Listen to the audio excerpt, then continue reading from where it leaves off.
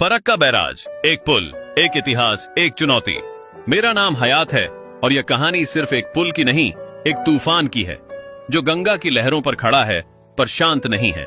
भीतर कुछ उबाल रहा है। गंगा के सीने पर जब फरक्का बैराज खड़ा दिखता है तो लगता है जैसे कोई साधु सदियों से ध्यान में बैठा हो, पर वह ध्यान शांति का नहीं, चेतावनी का है। एक तरफ मालदा, दूसरी तरफ मुर्शिदाबाद, इनके बीच गंगा और उस पर खड़ा फरक्का बैराज। यह सिर्फ लोहा नहीं, एक राज है, एक इतिहास है, एक विज्ञान और राजनीति का अद्भुत संगम है। कोलकाता बंदरगाह की जीवन रेखा बनी ये सोच। साल था 1961। कोलकाता बंदरगाह अपनी आखिरी सांसें ले रहा था। दशकों से गंगा और उसकी सहायक नदियों द्वारा लाई गई गाद के कारण हुगली नदी उथली होती जा रही थी। बड़े बड़े जहाज बंदरगाह तक पहुंच नहीं पा रहे थे। कोलकाता की आर्थिक रीढ़ टूट रही थी। तब एक विचार आया, क्यों न गंगा का थोड़ा पानी मोड़ दिया जाए। और यहीं से जन्म हुआ फरक्का बैराज परियोजना का।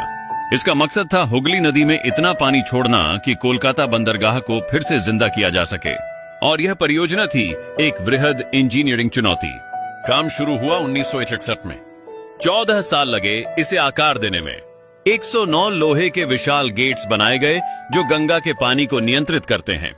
2.24 किलोमीटर लंबा ये लोहे का अजगर गंगा को आर पार चीरता है। अंततः 21 अप्रैल 1975 पहली बार गंगा ने अपनी चाल बदली।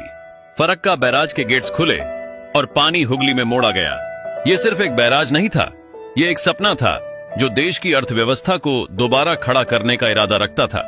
गंगा का गुस्सा और इंसानी फितरत की टकराहट।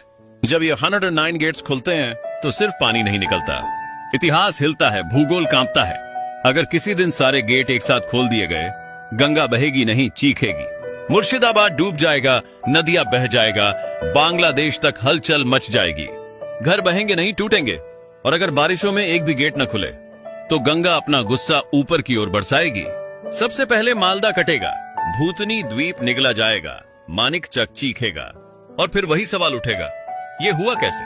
पर जवाब किसी के पास नहीं होगा, क्योंकि फरक्का सिर्फ इंजीनियरिंग नहीं, एक जंग है, पानी से, पॉलिटिक्स से, प्रकृति से और सबसे बड़ी बात, हमारी ही नासमझी से। हर साल जब गेट बंद होते हैं